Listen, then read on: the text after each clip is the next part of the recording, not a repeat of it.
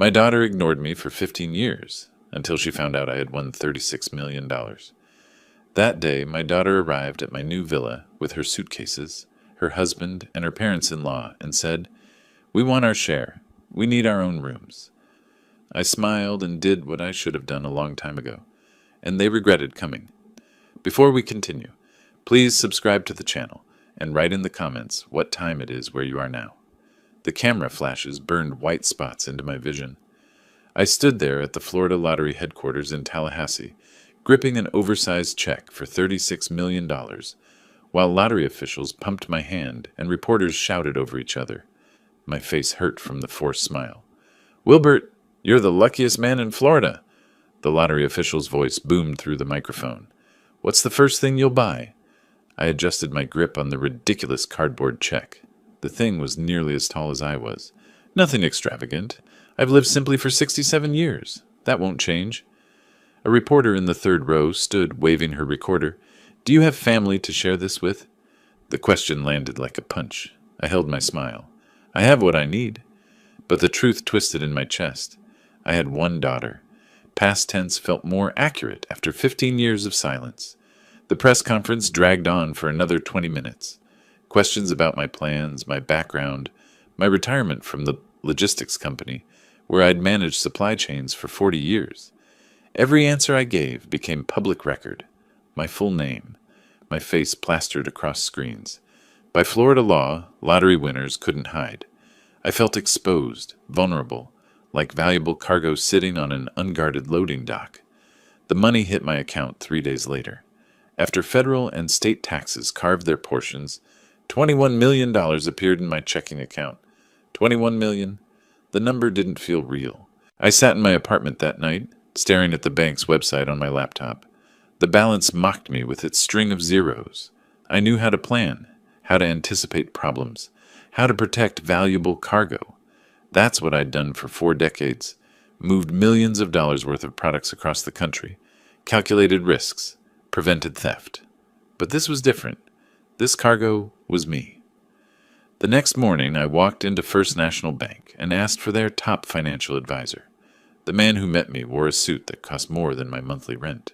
He shook my hand, led me to a private office, and spent the first 10 minutes congratulating me. Then his tone shifted. "With this amount, Mr. Bailey, you'll want to protect yourself from opportunists. Family claims can be—" I cut him off. "I understand risk assessment. That's what I did for 40 years. Let's talk about trusts." His eyebrows lifted slightly. We spent the next 2 hours discussing asset protection strategies, investment portfolios, and legal shields. I took notes in the same methodical way I'd once tracked shipments.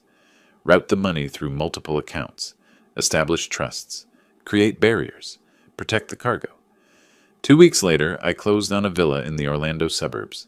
$1.2 million, paid in cash. The realtor kept saying how lucky I was. I didn't feel lucky. I felt like I was building a fortress I'd inhabit alone. Moving day came with December rain. Boxes filled with my modest possessions looked ridiculous in rooms designed for families. I unpacked methodically, placing each item with precision. Dishes in the kitchen cabinets, sorted by size. Books arranged alphabetically on the study shelves. Clothes hung in the master closet with military spacing between hangers. The house felt too big, too quiet. I'd imagined retirement differently once. Grandkids visiting, family dinners, laughter echoing off these walls. That version died 15 years ago.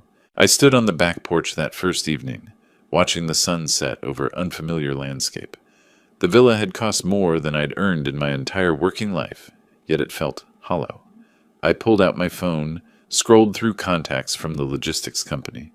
Men I'd worked with for decades. I could call them, invite them over, fill the silence. I put the phone away. What would I say? Come see my millions? Admire my isolation? Lula stopped calling a long time ago. I stopped expecting her to start again. My daughter existed somewhere out there, living a life that didn't include me. I'd made peace with that, or told myself I had. 3 days after I moved in, the local news ran another story. I caught it by accident, flipping channels after dinner. Orlando retiree wins $36 million. There I was on the screen, frozen in that moment at lottery headquarters, holding the oversized check. The caption listed my name. The reporter mentioned my age, my background, the size of my winnings. My address wasn't public, but my name and face were everywhere. I turned off the television and returned to unpacking. The study still needed organizing. I'd bought new shelves for my collection of logistics textbooks, supply chain management guides, efficiency handbooks, the books from a life I no longer lived. I spent the afternoon arranging them, creating order from chaos. That's what I did best. Systems, structure, predictability. The doorbell rang at 4:30. I froze, book in hand.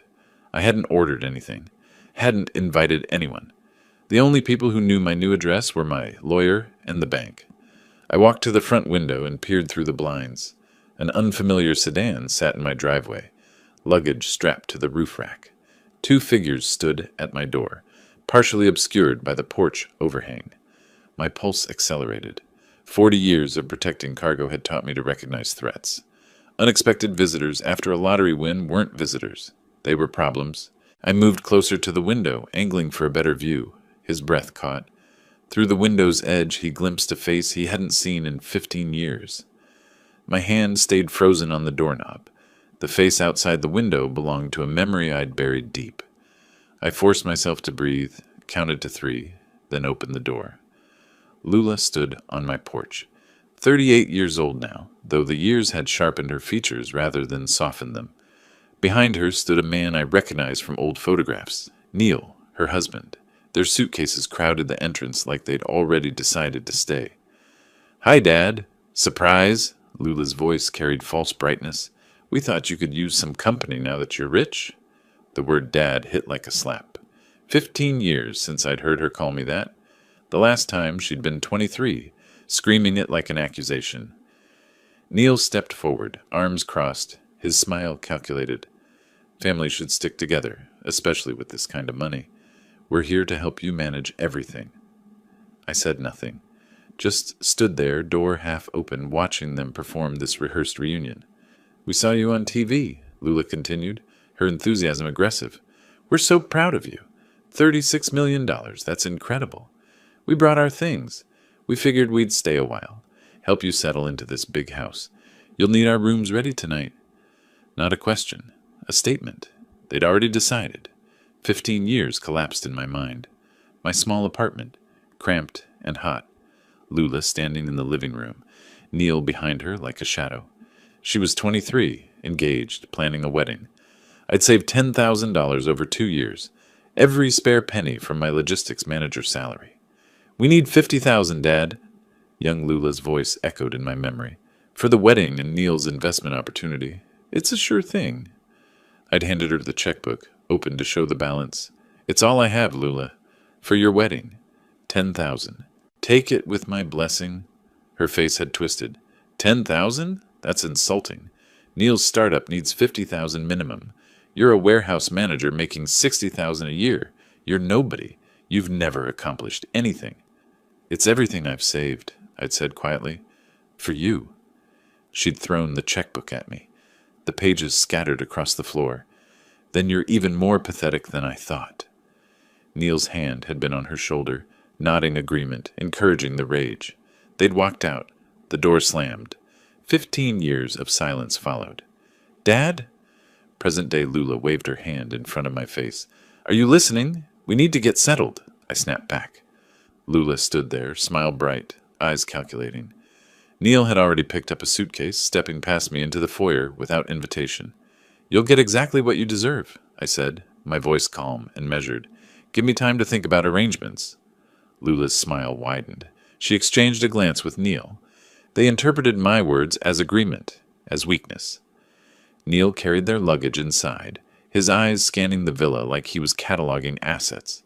He paused at the new television, the leather furniture, the modern kitchen visible through the archway, calculating value. Lula walked through the house, opening doors. "This place needs work. The furniture's cheap. When are you upgrading?" She claimed the largest guest room. "This one's ours," then pointed to the second bedroom. "Neil needs office space for his business calls." I followed them silently, hands clenched at my sides, maintaining the careful neutrality I'd learned managing difficult clients. Show nothing, reveal no emotion, assess the situation. We should talk about getting power of attorney set up, Lula said, testing me. You're not getting any younger, Dad.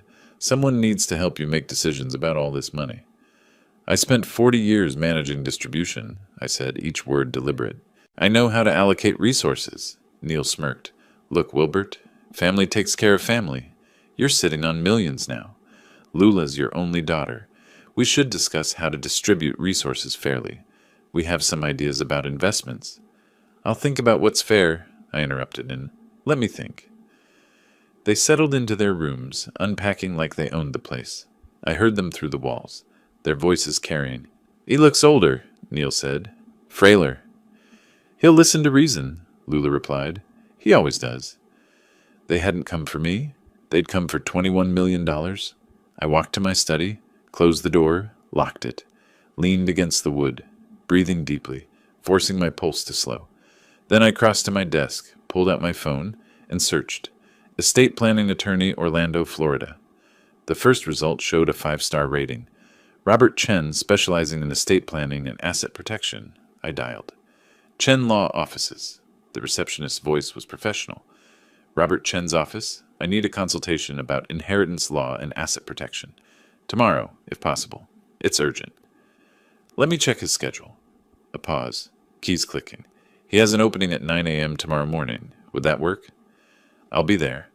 I hung up, pulled out a fresh notebook from my desk drawer, opened to the first page, wrote at the top, Asset Protection Strategy.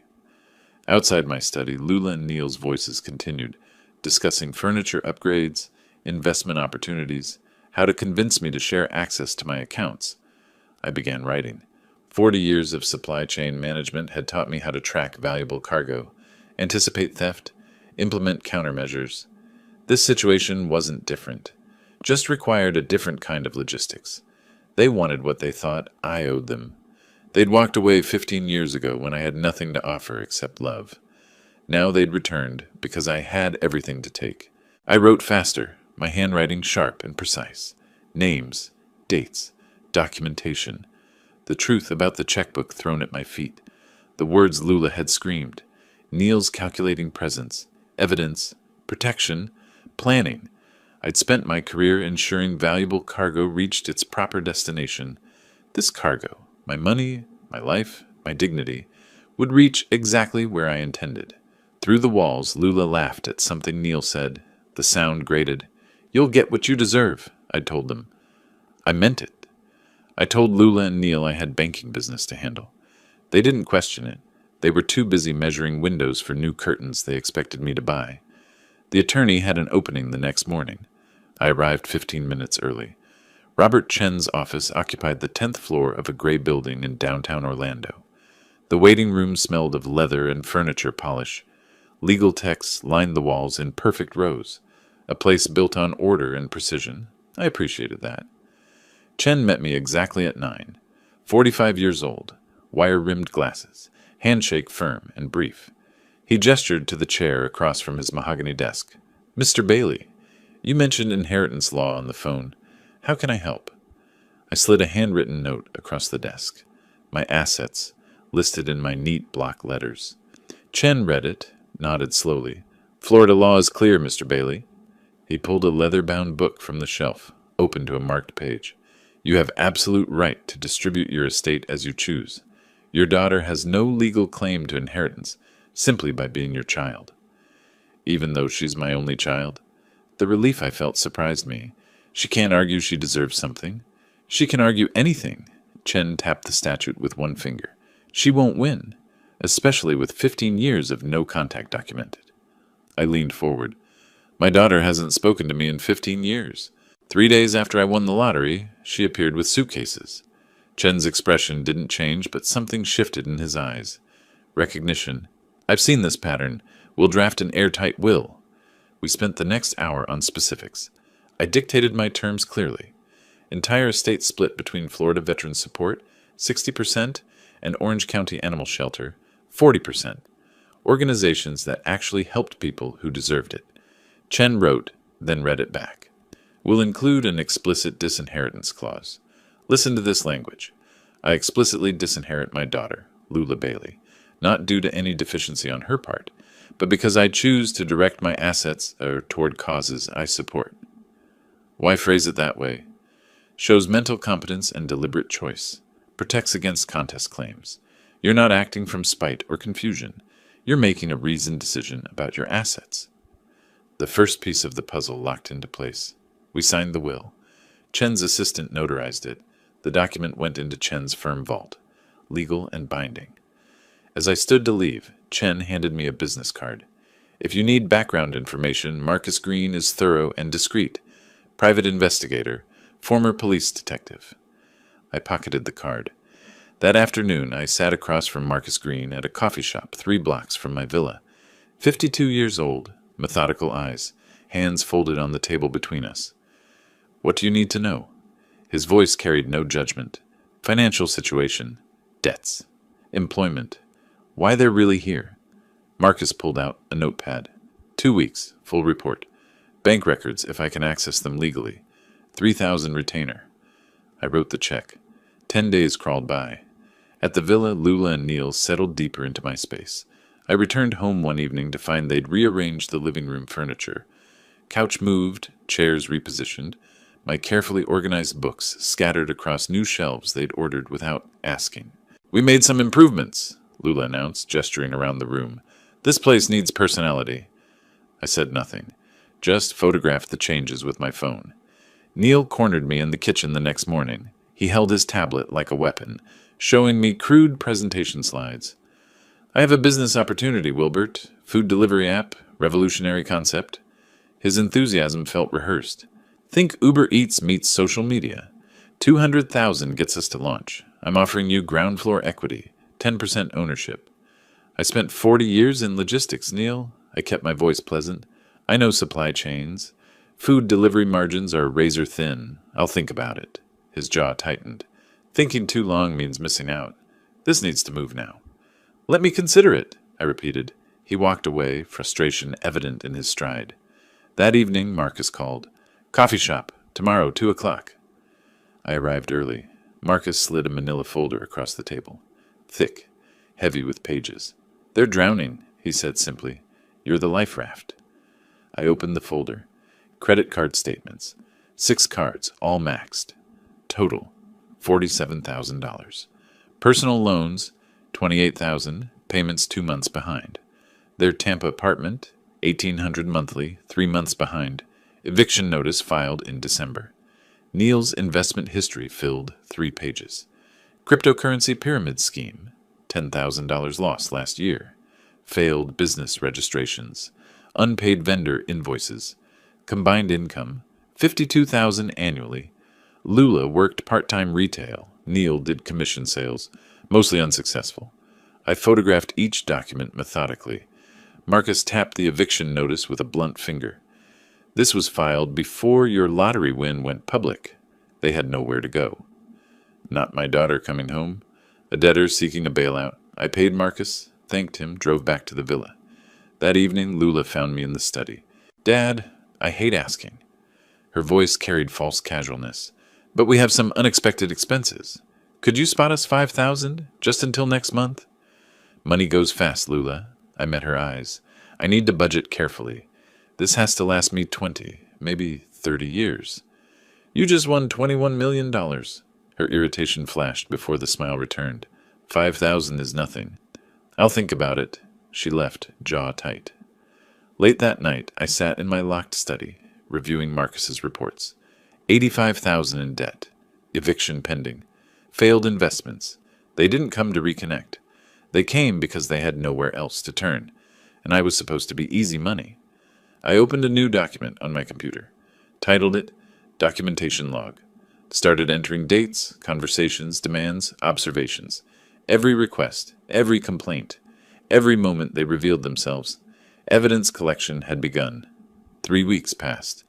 Mid-February brought warmer weather to Orlando. Lula and Neil grew more comfortable, more demanding. The villa felt smaller, with their presence expanding into every corner. I planned carefully.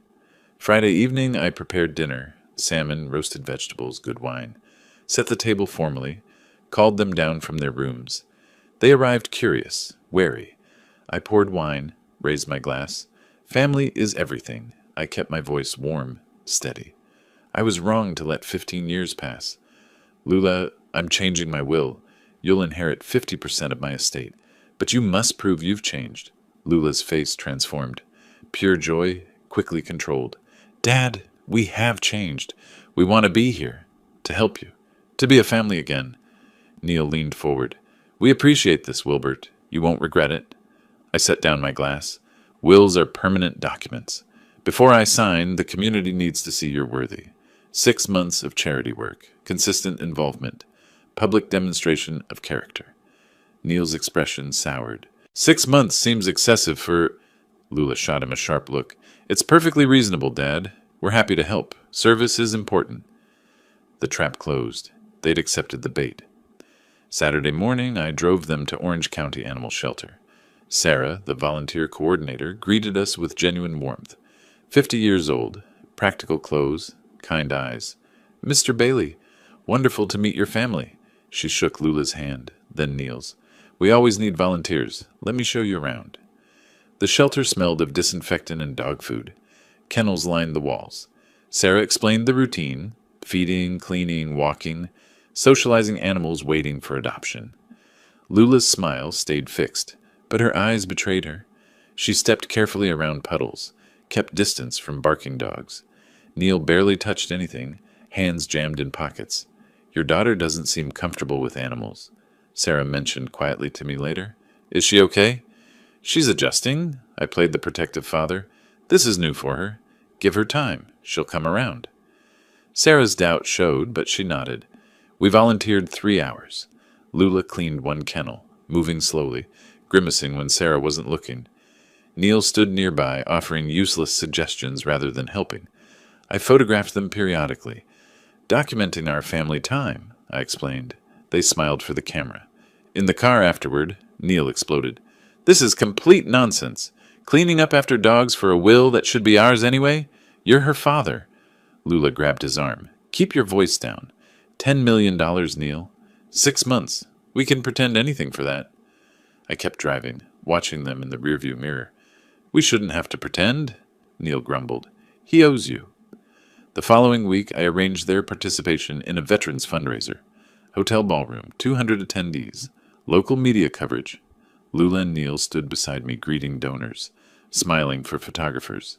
A reporter approached. Mr. Bailey, it's heartwarming to see you and your daughter reunited. How does it feel having family back in your life? I performed warmth for the camera. It's a blessing. We lost years, but we're making up for it by giving back together. Nothing matters more than family and service. The reporter loved it. The story ran the next day. Lottery winner reunites with daughter.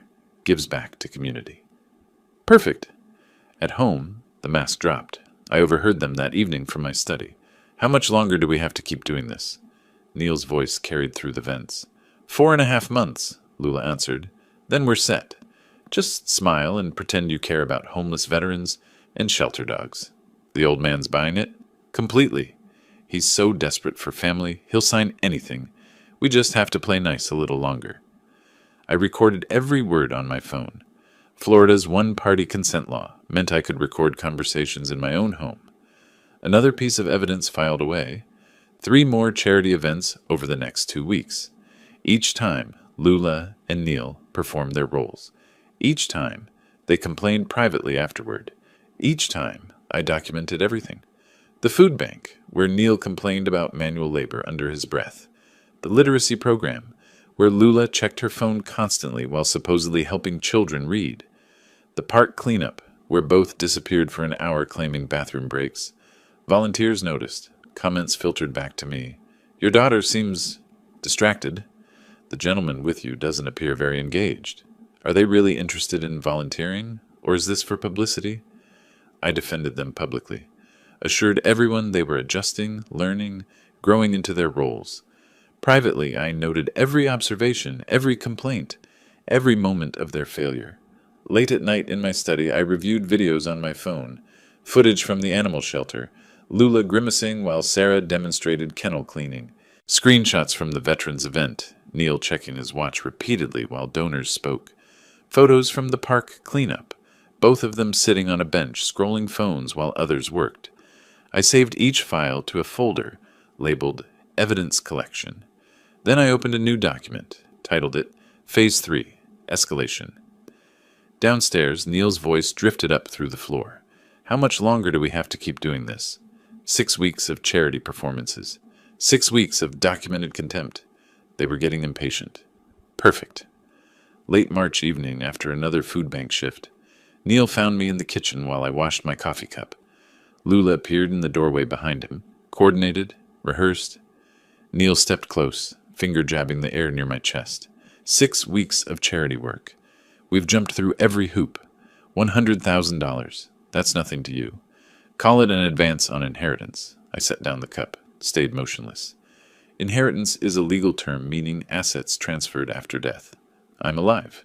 My money remains mine. Typical? His sneer twisted his face. Sitting on millions while family struggles. Some father you are. Lula perched on the counter, legs swinging, head tilted in that practiced sympathy pose. Her voice dripped honey. Dad, we've proven ourselves. We've volunteered, done everything you asked. Don't you trust us yet? Trust is earned over years, not weeks. I kept my tone factual. And this isn't about trust. It's about financial responsibility. Her mask slipped, voice sharper. Financial responsibility? You won the lottery? That's not exactly prudent investment strategy. Neil lost control then. Let's be honest. You were nobody before that lottery ticket. A warehouse manager pushing boxes. You got lucky, nothing more. You don't deserve this money any more than we do. The insults rolled off me. I'd heard variations before. I worked 40 years, saved carefully, lived within my means. What have you earned, Neil? We're earning it now, suffering through your charity parade, pretending to care about your legacy. Lula didn't stop him, just stood there, arms crossed, nodding. Her silence spoke volumes. I offered what I could afford 15 years ago, I said. I'm offering what's fair now. Nothing. Neil stormed out. The guest room door slammed hard enough to rattle the pictures on the wall. 30 minutes later, the doorbell rang. Diane Foster stood on my porch holding a container of homemade cookies. 62 years old, friend from the senior center, kind eyes behind bifocals. Thought I'd drop these by, she smiled. Haven't seen you at the center in weeks. I let her in. Lula was in the kitchen, angrily washing dishes she'd thrown into the sink. Neil's door remained closed. Diane sensed the atmosphere immediately. Did I come at a bad time? Just family discussion. Nothing serious. We sat on the front porch with coffee. Spring air carried the scent of someone's jasmine hedge. Through the open window behind us, voices carried clearly. Neil to Lula. Your father is a selfish old man. After we get the inheritance, we're done with him. Lula's response. 6 months. We can tolerate him for 6 months. Then we never have to see him again. Diane's hand covered her mouth. She turned to me, shock written across her face. I appeared unsurprised. She whispered, Wilbert, you heard that. I know exactly what they are. They're using you. You need to protect yourself. Cut them off now. I pulled out my phone, opened the recording app. Florida law allows me to record conversations in my own home. I've been collecting evidence. Her eyes widened. You're building a case. You've been planning this from the start. I learned planning and logistics in 40 years of work. I know how to execute a strategy. After Diane left, I positioned my phone on the living room bookshelf between 2 books, recording light hidden, angled toward the seating area. Years of logistics optimization taught me efficient placement. I returned to the kitchen where Lula and Neil had emerged. No advances, no loans. I kept my voice level. The will stands as promised. 50% after I'm gone, not before. Neil's laugh came out bitter. After you're gone? And when will that be? The implicit threat hung there. Lula quickly covered. Neil didn't mean that. We're just frustrated. I understand frustration. I met Neil's eyes. You know, statistically, lottery winners don't live long. Stress, sudden lifestyle changes. When will that inheritance actually kick in? Neil means we hope you live forever, Dad. Lula's voice rose slightly. We're just planning for the future, whenever that is. I plan to live a long time. I smiled without warmth. Very long. Decades, hopefully. You might be waiting a while. Neil's jaw clenched. He left the room without another word.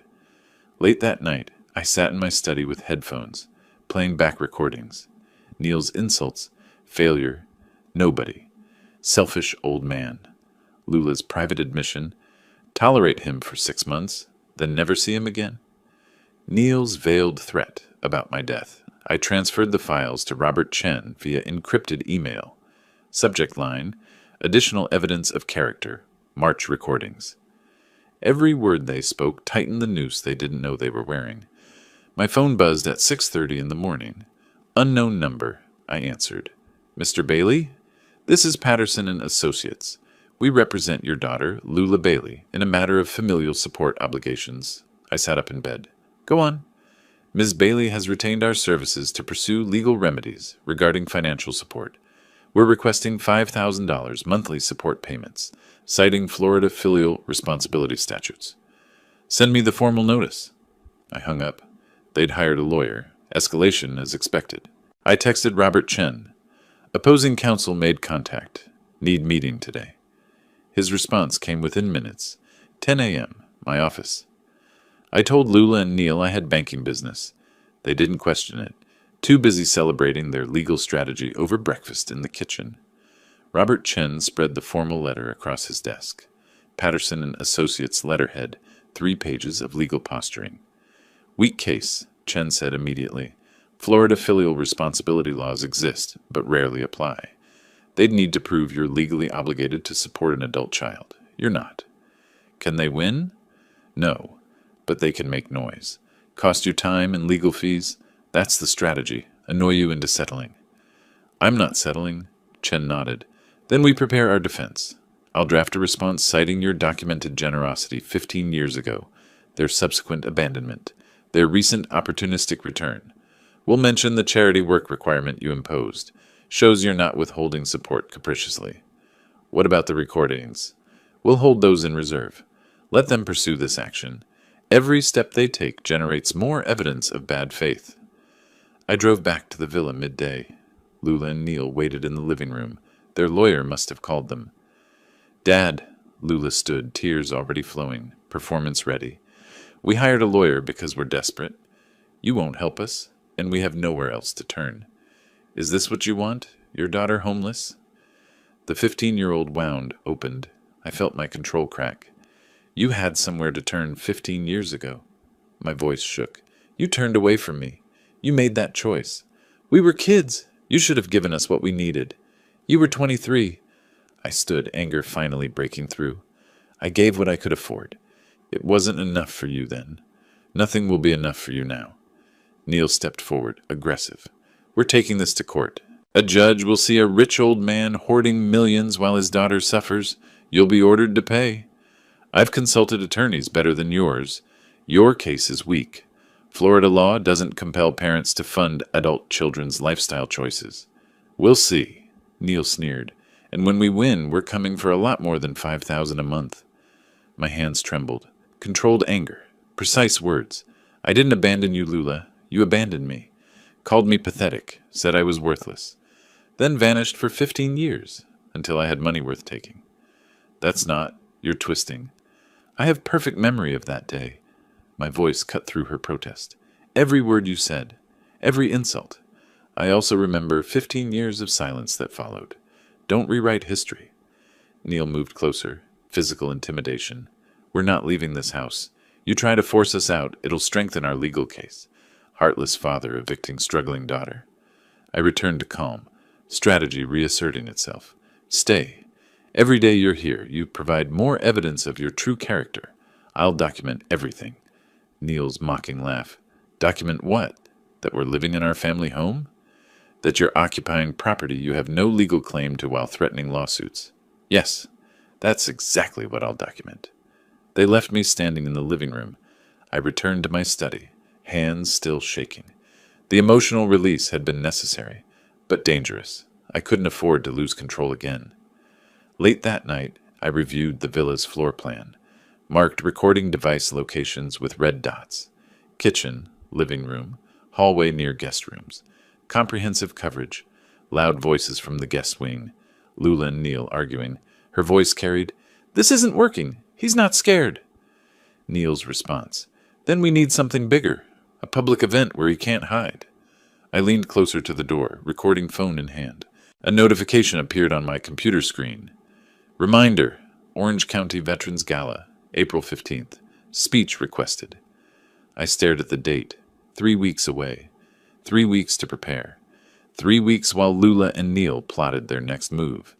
I had bigger plans of my own. Robert Chen's conference room table disappeared under evidence. Recordings, photos, detective reports. We reviewed everything methodically. The Veterans Gala has 300 expected attendees, Chen said, tapping the venue layout. Local media coverage, prominent community members, perfect venue for revelation. I clicked through the presentation on his laptop. Audio clips edited for clarity, photos arranged chronologically, timeline graphics. I want everything public. Their own words, their own actions. No spin, no interpretation, just facts. Once those recordings play publicly, Lula and Neil will retaliate legally. Chen's eyes met mine. Defamation lawsuit, emotional distress claims, everything they can file. Truth is absolute defense against defamation. I have receipts, timestamps, witness corroboration, let them sue. Chen nodded slowly. Then we're ready. I'll have our litigation team on standby for immediate response. 2 weeks before the gala, I found them in the villa living room. I held formal invitations, embossed with gold lettering. I'm being honored at the Veterans Gala for my charitable contributions. I kept my voice warm. Despite our current difficulties, I want my daughter there when I announce my charitable legacy plans. Lula's eyes narrowed. You're announcing the will publicly? In front of everyone? I'm announcing my long-term plans, yes. Family should be present for significant moments. Neil's face lit up. We'll be there. Wouldn't miss it. They thought they'd won. The week before the event, I stood in the Ritz-Carlton ballroom with the AV technician. We tested every audio clip, every transition. Volume levels good here. The technician adjusted speakers. Neil's voice filled the empty ballroom. The old man is nothing without that lottery money. Perfect, I said. May 15th arrived. The Ritz-Carlton Orlando Grande Lakes ballroom glittered with chandeliers. 300 guests in evening wear. Veterans advocates, community leaders, donors. Local news crews set up cameras along the walls. Lula and Neil arrived dressed formally. She wore a blue gown, pearls borrowed from someone. He'd rented a tuxedo. They smiled for cameras in the receiving line. Thank you for coming. I shook their hands warmly while flashes popped around us. It means everything, Neil whispered to Lula as they moved past. He's going to announce the will publicly. We're about to become very respected heirs. I heard him. Let him believe it. Dinner service began. Prime rib, roasted vegetables, expensive wine. The Veterans Organization president gave a speech about sacrifice and service. Then his introduction. And now Wilbert Bailey, whose generosity has transformed our programs. I took the podium. Lula and Neil sat in the front row, confident smiles fixed in place. Thank you for honoring me tonight. I gripped the podium edges. I want to talk about family, sacrifice, and what we truly value. I discussed veteran service, parallels to personal sacrifice. The audience nodded along, engaged. Then I shifted. My daughter Lula is here tonight. We were estranged for 15 years. When I won the lottery, she returned. I want to show you why. The screen behind me lit up. I clicked the remote. Neil's voice filled the ballroom through premium speakers. The old man is nothing without that lottery money. He's always been a failure. We just need to wait him out. Gasps rippled through the audience. Lula's face drained of all color. Neil froze, fork halfway to his mouth. I clicked again. Lula's voice. I'll tolerate him a few more months, then get the money and never see him again. Photos appeared on screen. Lula, grimacing at the animal shelter. Neil on his phone, ignoring the volunteer coordinator. Third clip, Neil asking, when will that inheritance kick in? The implied threat, clear. Timeline graphics showed the 3-day gap between lottery broadcast and their arrival. My voice steady over the presentation. 15 years ago, they demanded $50,000. I offered $10,000, my entire savings. They called me pathetic and disappeared until I had $21 million. Final slide, my official will. Redacted but clear. Florida Veterans Support. Orange County Animal Shelter, and the clause, I specifically disinherit my daughter, Lula Bailey. These organizations serve those who sacrificed everything, I said. My family sacrificed nothing but appeared when money did. My legacy goes to those who deserve it. Silence, then scattered applause, then overwhelming sustained applause. Veterans in the audience stood, some saluting. Lula shot to her feet. How dare you? You're a liar. Neil lunged toward the podium. Security guards in black suits intercepted smoothly, professional hands redirecting him toward the exit. That's out of context, Lula screamed. You recorded us illegally. Florida is a one-party consent state. My voice remained calm, amplified through the microphone. These recordings are completely legal, and context doesn't change your words. An older veteran stood during the applause. Sir, you honor us by ensuring your legacy supports those who served. Your family's betrayal makes your generosity even more meaningful. Genuine emotion cracked my composure for the first time.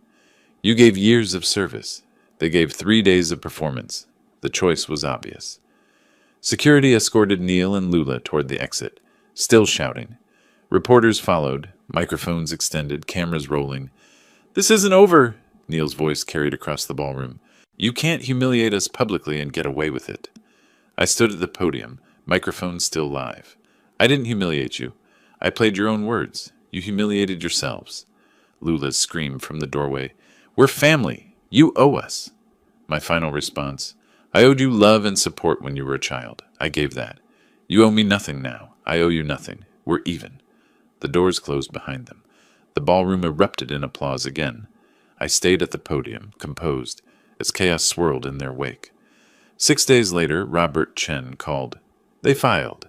Defamation, emotional distress, elder exploitation, everything we expected. How bad? Weak. Patterson and Associates, the same firm from before, asking for $5 million in damages. Judge Margaret Holloway assigned. She's fair, but doesn't tolerate nonsense. 2 weeks later, I stood outside Orange County Courthouse. June morning, humid, sun already intense. Chen met me on the steps. Both hearings today, he said.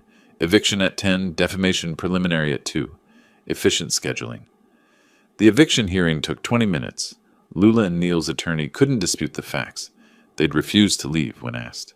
No lease, no rental agreement, no legal right to occupy my property. Judge Holloway's gavel fell. 30 days to vacate. Next case. The defamation hearing drew more attention. Media packed the gallery. My presentation from the gala had gone viral. Local news, social media, national coverage. Patterson, their attorney, looked tired. Your Honor, Mr. Bailey deliberately humiliated our clients in a public forum, causing severe emotional distress and reputational harm. Judge Holloway turned to Chen. Response? Truth is an absolute defense to defamation in Florida. Chen placed authenticated recordings on the bench. Every statement Mr. Bailey made was substantially true, supported by audio evidence, photographic documentation, and witness testimony. The recordings were made without consent, Patterson objected. Florida is a one-party consent state, Chen replied calmly. Mr. Bailey was present for, or the subject of, every recorded conversation. Completely legal. Judge Holloway reviewed the evidence, listened to audio clips through headphones, studied photos, read witness statements from Diane Foster and shelter volunteers. She removed the headphones. Mr. Patterson, your client's own words condemn them. Nothing Mr. Bailey presented appears false or misleading. Truth is indeed an absolute defense. But the emotional harm was self-inflicted by your client's choices and statements, dismissed with prejudice. The gavel struck. Mr. Bailey may file for costs under Florida's anti-SLAPP provisions. Outside the courthouse, reporters surrounded me. Mr. Bailey, how does it feel to have the court validate your actions? I chose words carefully. I don't feel victorious. I feel finished. This needed to end, and now it has. Will you pursue damages against your daughter? No. She has nothing left to take. This was never about money for me. It was about truth. Days later, I returned to the villa. The guest wing sat empty. They'd taken their possessions and fled, leaving the state according to Marcus Green's update. California, apparently. Fresh start, same patterns. Diane called that evening. I saw the news. The judge threw out their entire case. How does it feel? I don't feel victorious, I repeated, staring at my reflection in the kitchen window. I feel finished. This needed to end, and now it has. You protected yourself. You did what was necessary. Necessary. That's the right word, not satisfying, just necessary. Late that night, I walked through the empty guest bedroom, found a forgotten photo under the bed. Old picture of young Lula, maybe 8 years old, smiling genuinely. Before money mattered, before demands and insults, before 15 years of silence. I stared at it for a long moment, then placed it face down on the dresser, walked to the window. My own moving truck sat in the driveway. This villa held too many recent memories. I'd found a smaller place, more appropriate for one person, less echo, less empty space. My phone rang. Marcus Green. Update on Lula and Neil, he said. You'll want to hear this, I answered. Go ahead. A month after the court rulings, Marcus called with information I hadn't requested but wasn't surprised to receive. I'd moved into a townhouse by then, smaller than the villa, more appropriate for one person. 2 bedrooms, modest kitchen, patio overlooking a shared garden. The place had character, original hardwood floors, built-in bookshelves, morning light that streamed through east-facing windows, less echo than the villa, less empty space to remind me of what I'd lost, or thought I'd lost. The townhouse sat in a neighborhood where people actually talked to each other. Mrs. Chen next door brought me soup when I moved in. The retired teacher across the street invited me to join his morning walking group. Small kindnesses from people who didn't know about the lottery, didn't care about the money, they just saw a new neighbor. Thought you'd want to know, Marcus said over the phone. Your daughter and son-in-law's situation has deteriorated significantly. I poured coffee from the French press Diane had given me as a housewarming gift, settled into my reading chair by the window. Go on. Neil's unemployed 3 months now. That viral video from the gala, it's been viewed over 2 million times. Every job application, someone recognizes him. Background checks pull up the news coverage. No one will hire him. I sipped the coffee, said nothing. Lula's working retail in Tallahassee using her maiden name. 40 hours a week at $11 an hour. Their debt's at $110,000 now. Legal fees on top of everything else. Credit cards, personal loans, the eviction settlement. Marriage. Neighbors report constant fighting. Police called twice for domestic disturbances. Verbal only, but loud. I give it 6 months. Tops. Maybe less. I stared at my coffee, watching steam rise in lazy spirals. I didn't want them destroyed. I wanted them gone. There's a difference. Marcus was quiet for a moment. Sometimes consequences are harsher than intentions. You pulled back a curtain. The world saw what was behind it. They're living with that exposure. Is that guilt you're trying to instill? No. His voice was firm. It's observation. You asked for facts. I'm giving them. What you feel about those facts is your business. After we hung up, I sat at my small kitchen table, sunlight warming the wood. I'd chosen this table carefully. Round, no sharp corners, room for 4. Optimistic, maybe, or just practical. Sometimes friends visited. I thought about Lula at $11 an hour.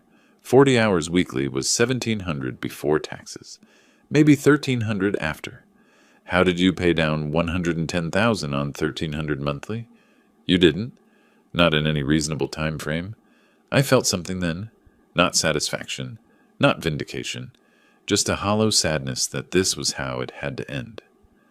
3 days later, my doorbell rang. Late afternoon, July heat finally breaking. I opened the door, expecting a package or maybe Mrs. Chen with more soup. Lula stood alone. No Neil, no luggage, no designer clothes or borrowed jewelry. She wore jeans and a plain t-shirt, both worn but clean. She looked exhausted, thinner, deep circles under her eyes, hair pulled back in a simple ponytail, her hands twisted together nervously. Can I come in? Her voice barely carried. Please, just to talk. I hesitated. Every instinct screamed caution. But curiosity pulled at me, and something older, deeper, residual paternal instinct that 40 years of hurt couldn't completely erase, made me step aside. She entered slowly, like she expected me to change my mind.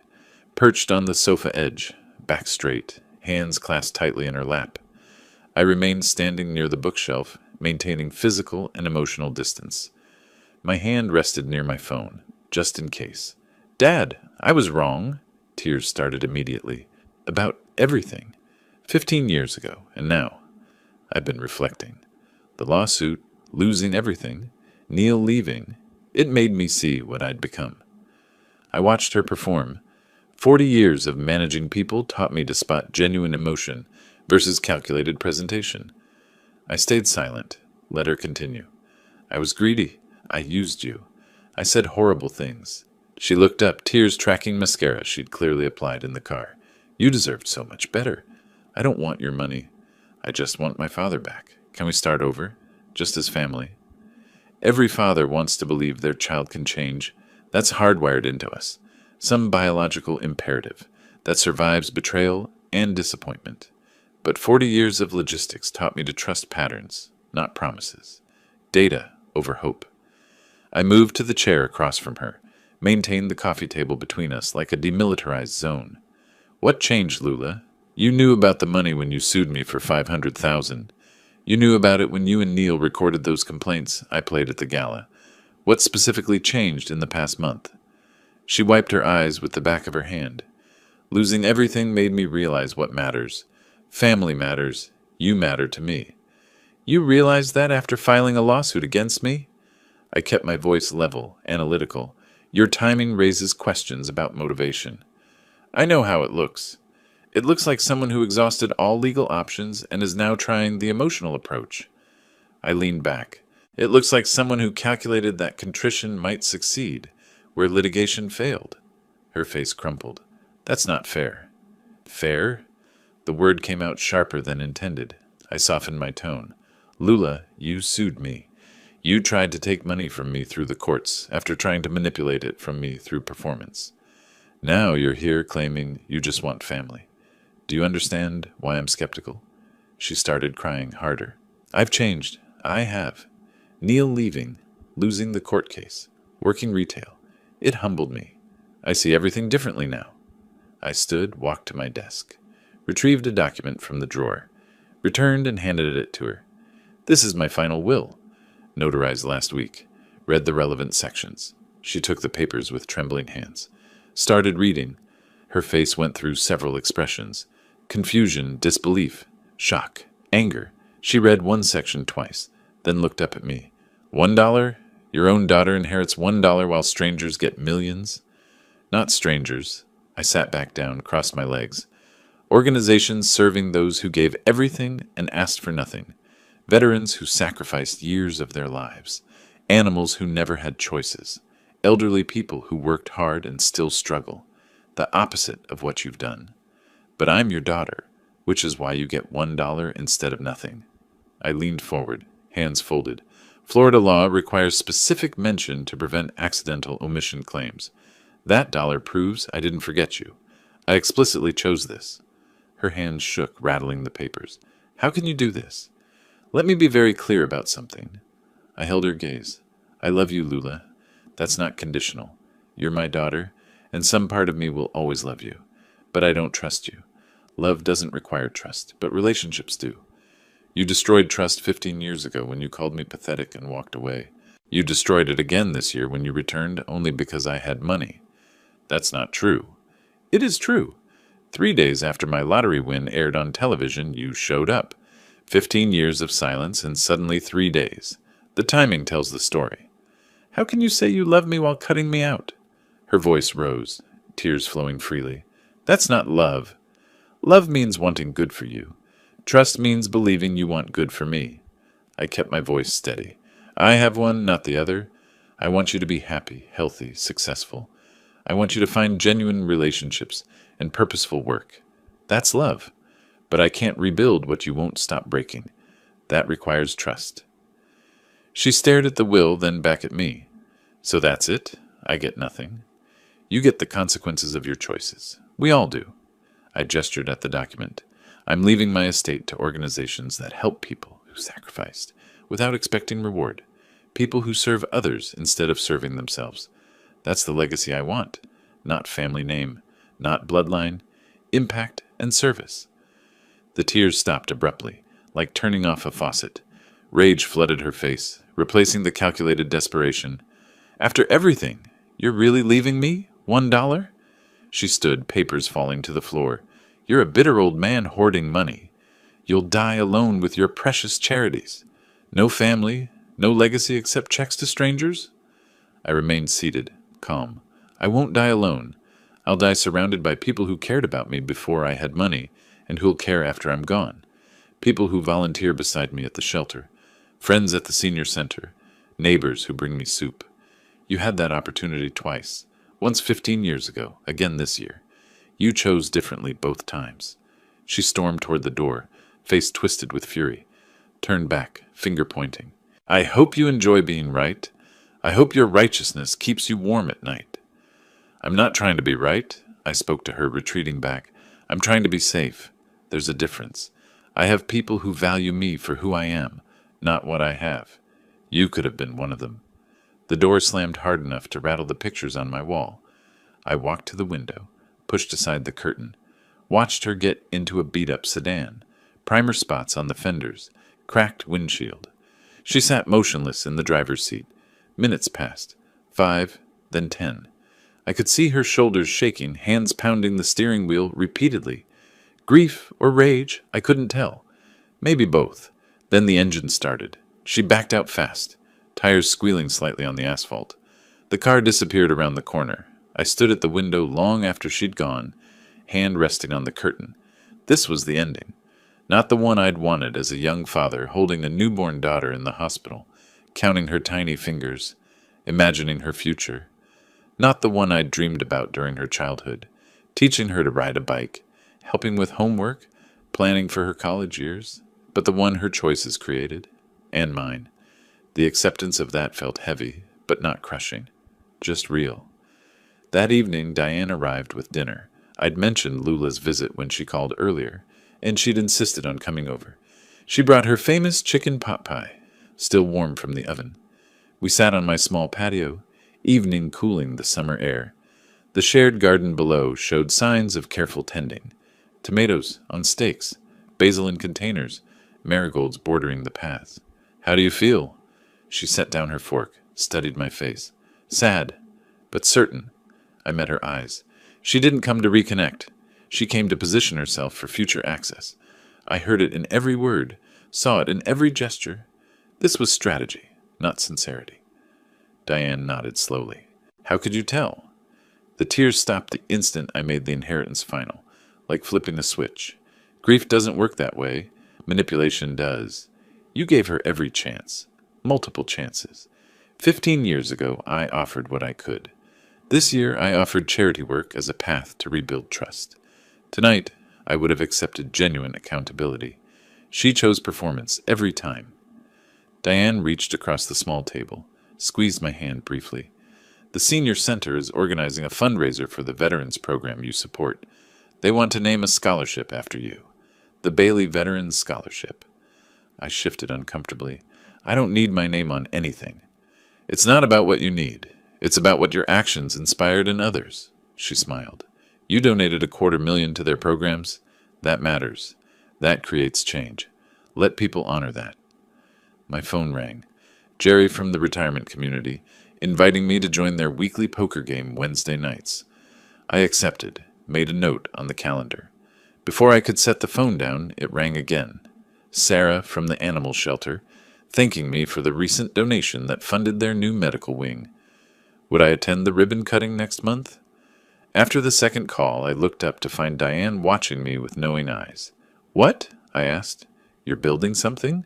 She gestured with her wineglass. A life, a real one. Not the isolated existence you had at the villa, and not the family you tried to force into being. This is organic. Real connections with real people. I realized something then, sitting in the cooling evening with a friend who asked nothing from me except my company. This was my family now, chosen, not inherited, built on mutual respect and genuine care, not obligation or financial incentive. I spent 40 years optimizing supply chains, I said quietly, moving resources from point A to point B efficiently. I'm doing the same thing now, just with time and money instead of cargo, directing it where it's needed, where it'll do the most good. Logistics of generosity, Diane said. Something like that. We sat in comfortable silence as stars emerged one by one above the garden. Somewhere, Lula was driving back to Tallahassee, back to her minimum wage job and mounting debt, back to consequences she'd created. I felt no triumph in that, no satisfaction in her struggle, just the quiet certainty that I'd protected myself while staying true to my values, that I'd drawn necessary boundaries while maintaining my capacity for love, even if that love existed at a safe distance. The evening deepened. Diane gathered the dishes. Same time next week. I'll be here. After she left, I remained on the patio. The townhouse lights glowed behind me, warm and welcoming. My home, my space, built for one but open to many. Earned peace felt different than I'd imagined. Not triumphant, not complete, just sustainable. That was enough. Late August brought cooler mornings and the promise of autumn. I'd developed a routine that felt sustainable, even comforting in its predictability. Coffee on the patio at sunrise, watching the shared garden wake up. Volunteer work 3 days weekly, animal shelter. Tuesdays, Veterans Center. Thursdays, literacy program Saturdays. Poker game Wednesday evenings with Jerry and the retirement community group. Sunday brunch with Diane at the corner cafe. Simple, purposeful, mine. The townhouse had become more than just a place to sleep. I'd hung photographs on the walls, not of family, but of moments. The ribbon cutting at the Veterans Center, a group photo from the animal shelter's Volunteer Appreciation Day, a candid shot Diane had taken of me reading to children at the literacy program. These were my people now, my chosen connections. Marcus called one morning while I was reviewing the monthly statements from my financial advisor. The investments were performing well, generating more income than I could spend, which was the point, more to give away. Final update, then I'm closing your file, Marcus said without preamble, professional to the end. Go ahead. Lula and Neil divorced. Papers filed in Tampa last week. Irreconcilable differences, no fault filing. She moved in with her mother in Georgia, Savannah area. He disappeared. California, maybe Nevada, using different names according to my contacts. They're done. Completely. I absorbed this information, waiting for some emotional response. Relief? Satisfaction? Nothing came. Just acknowledgement of facts. Appreciate you keeping me informed, Marcus. One more thing. He paused, and I heard papers rustling. A letter arrived at my office for you.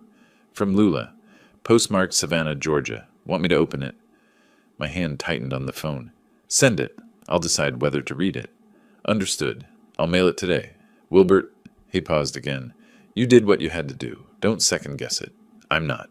Good. Take care of yourself. The letter arrived 2 days later in a plain manila envelope from Marcus's office. Inside, a single white envelope addressed in handwriting I barely recognized, neater than I remembered, with careful formation of each letter, almost like she'd drafted it multiple times before committing to final copy. I sat on the patio with it, holding the envelope without opening. Sunlight filtered through the oak tree overhead, dappling the table. Birds sang in the garden below. Mrs. Chen was planting mums in the beds near the walking path. Normal life happening all around me. Diane was due in an hour. We'd planned to visit the new community center, funded partially by my donation, the Bailey Opportunity Center, though I still felt uncomfortable with my name on the building. They'd insisted. Community leaders, veterans, advocates, the city council member who'd championed the project. Your generosity made this possible, they'd said. Let us honor that.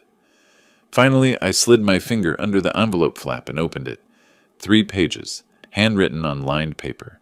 Her handwriting covering each page carefully.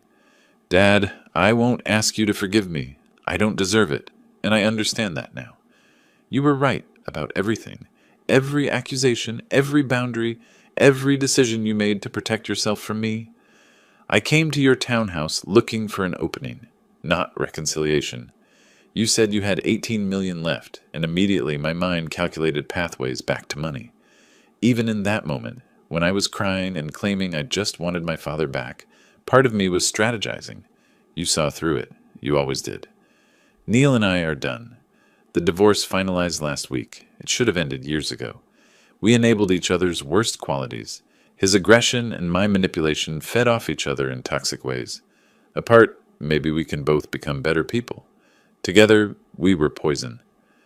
I'm living with Mom now in Savannah. She's been kind, which I don't deserve. I'm working retail, a bookstore actually. It's quiet work, gives me time to think. I'm paying down the debt slowly. At my current rate, it'll take about 12 years to clear everything. That seems fair. I created this situation. I should dig myself out. You said you loved me but didn't trust me. I finally understand the difference. Love is what you gave me as a child, the bedtime stories, the help with homework, the college fund you started before I rejected you. Love is what you offered 15 years ago when you gave me your entire savings, even though it wasn't enough for my demands. Love is what you tried to give me this year, despite everything I'd done, setting up that charity work as a path to rebuild something. Trust is what I destroyed. Repeatedly, deliberately. First by calling you worthless and walking away, then by returning only when you had money, then by suing you when manipulation failed. I broke trust so many times, I don't even know if it's repairable. I'm not asking for anything, not money, not reconciliation, not even a response to this letter. I'm just acknowledging truth. You protected yourself. You should have. I was dangerous to you, financially, emotionally, psychologically. You were right to cut me out. The $1 inheritance was perfect, actually. It shows you didn't forget me. You made a deliberate choice. That's somehow better than being completely forgotten. It means you thought about it, weighed the options, and chose this path consciously. There's respect in that, even if it hurts. Maybe someday I'll be someone worth trusting. Not for inheritance. That ship has sailed and I sank it myself. Just for its own sake. Being trustworthy because that's who I should be, not because there's something to gain from it. Mom asks about you sometimes. I tell her you're doing well, living your life, helping people. She says that sounds like the man she remembers from when I was young, before everything fell apart. I won't contact you again. You deserve peace.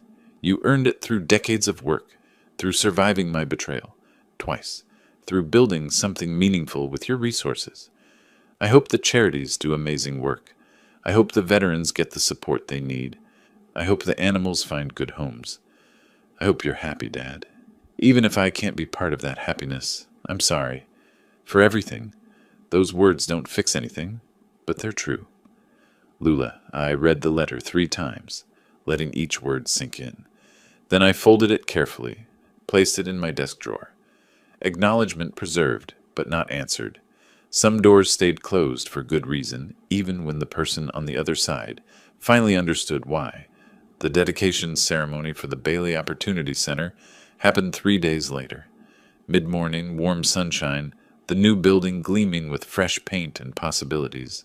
The structure housed both veterans' services and job training programs.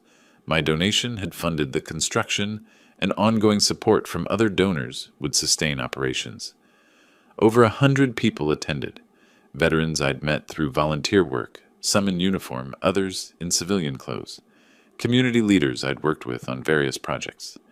Diane stood beside me as speakers described the program's goals: job placement assistance, counseling services, skills training, educational scholarships.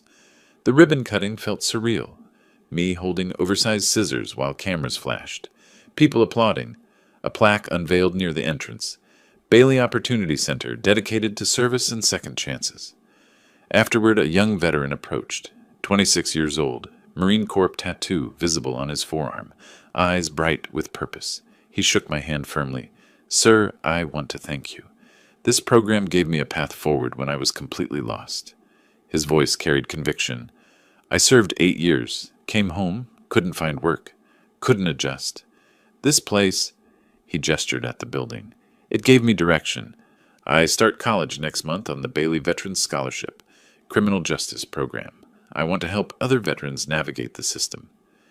You earned it through your service, I said. I just moved money around. You did the hard part. Serving, surviving, showing up to rebuild your life. Still, it matters. You matter. He walked away to join his family. Young wife, toddler daughter, building his future with tools I'd helped to provide. An older veteran, Vietnam era, approached next. He must have been 70, face weathered but eyes sharp. Mr. Bailey, I read about what happened with your daughter, the news coverage, the court case. He shifted his weight, uncomfortable. I wanted to say, you did the right thing.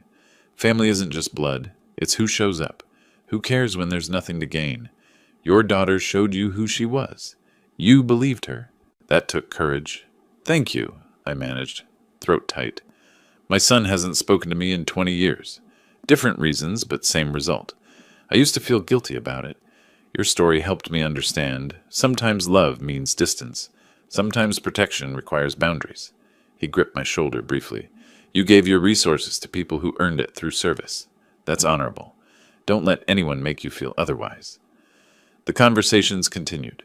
Person after person sharing how the programs had helped them, thanking me for making it possible. Each story reinforced what I'd chosen. Impact over inheritance, service over bloodline, purpose over family obligation. Over the following weeks, I saw the ripple effects multiply. 50 veterans receiving educational funding through the scholarship program. 200 animals finding permanent homes through improved shelter facilities. Medical care, behavior training, adoption support. Elderly community members accessing services they needed. Meal delivery, transportation, social programs preventing isolation. The literacy program expanded to serve 3 additional schools. The food bank bought a refrigerated truck with my donation, tripling their capacity to serve families. The youth mentorship program hired 2 full-time coordinators, supporting at-risk teenagers toward graduation. My lottery winnings, that random stroke of luck, that ticket purchased on impulse at a gas station, was creating waves of positive change that would continue long after I was gone. A legacy built on purpose and impact, rather than family name or genetic connection. One evening in late August, Diane and I sat on my patio, watching the sunset paint the sky in shades of orange and purple. She'd brought wine and cheese, turned our weekly dinner into an impromptu celebration of nothing in particular, just existing together, which had become its own kind of celebration. Second-guessing yourself, she sipped her wine, eyes on the horizon. No, mourning what could have been, maybe, but not questioning what had to be. I watched clouds shift colors as the sun descended. When Lula visited, when she sat on my sofa crying, I saw a calculation in her eyes. The performance. She mentioned 18 million, and I saw her mind working. Computing angles. She wasn't there for reconciliation. She was there for positioning. You gave her every chance, multiple chances over multiple decades. She made her choices. You made yours. That's not cruelty. It's survival. My phone buzzed. Text from Jerry about Wednesday's poker game. Another from Sarah at the animal shelter about volunteer appreciation dinner next month. A third from the senior center about their upcoming fundraiser. You know what I realized? I set down my wine glass, turned to face her. For 40 years, I managed supply chains, moving things from where they were to where they needed to be, optimizing routes, minimizing waste, ensuring valuable cargo reached the right destination. That's what I'm still doing, just with money instead of cargo, moving resources to people who need them, who'll use them well, who deserve support. Diane smiled, that knowing expression I'd come to appreciate. Logistics of generosity. You've said that before. I think you've finally internalized it. Maybe. Or maybe I'm just learning to live with peace instead of always preparing for the next crisis. I gestured at the garden below, the townhouse behind us, the simple life I'd built. This is enough. More than enough. We sat in comfortable silence as darkness gathered. Stars emerged one by one, competing with the streetlights. Somewhere in Savannah, Lula was working her bookstore shift, paying down debt, living with consequences. Somewhere in California or Nevada, Neil was hiding under another name, starting over or repeating old patterns. Their paths had diverged from mine permanently. That separation used to feel like failure, the father who couldn't maintain relationship with his only child. Now it felt like wisdom. Some relationships were toxic, no matter how much you loved the person. Some boundaries were necessary for survival. I felt no triumph in their struggles, no satisfaction in their separation or financial hardship, just quiet acceptance that this was the cost of protection, the price of maintaining integrity and self-preservation. The evening cooled. Diane stood to leave, gathering dishes. Same time next week, we're organizing that book drive for the literacy program. I'll be there. After she left, I remained on the patio, coffee growing cold in my hand, forgotten. The townhouse lights glowed behind me, warm, welcoming mine. The community garden below showed signs of autumn preparation. Neighbors harvesting late tomatoes, planting fall vegetables, children playing in the pathways between beds. I'd spent 67 years building a life. Lost some of it to choices others made, Lula's rejection, Neil's manipulation, 15 years of estrangement. Rebuild it into something different, something smaller but more meaningful. Not the life I'd imagined as a young father. Not the family dinners or grandchildren visiting or legacy passed through bloodline, but a life nonetheless, purpose-driven, service-oriented, connected to people who valued me for who I was, not what I had. The lottery hadn't brought me happiness. $36 million couldn't do that. I'd learned that lesson quickly. Money amplified who you already were, revealed character rather than creating it. It had given me resources to create purpose, help others, build boundaries, choose family based on mutual respect rather than genetic obligation. That was enough, more than enough. Peace found me here, in this quiet townhouse, with this chosen community, doing this purposeful work. Not dramatic peace, not the triumphant vindication I might have imagined. Just sustainable daily peace, waking up without dread, going to bed without regret, spending days doing work that mattered to people who appreciated it. The letter from Lula sat in my desk drawer. Acknowledgement of truth, apology without expectation of response. I wouldn't answer it. Some doors stayed closed, even when the person on the other side finally understood why they'd been locked. But I also wouldn't throw it away. It represented growth, however late. Recognition of harm caused, acceptance of consequences. That deserved preservation, even if it didn't warrant response. The moon rose over the garden, nearly full. I finished my cold coffee, stood, stretched muscles stiff from sitting. Tomorrow I'd volunteer at the animal shelter. Tuesday's routine. Then Wednesday poker game. Thursday Veterans Center. Saturday literacy program. Simple rhythms. Chosen obligations. Purposeful days. I'd won the lottery and lost my daughter. Gained millions and lost family. But I'd found something else. Community. Purpose. Peace. Finally, if you like this story, please like this video, subscribe to the channel, and share your impressions of this story in the comments. To listen to the next story, click on the box on the left. Thank you for watching.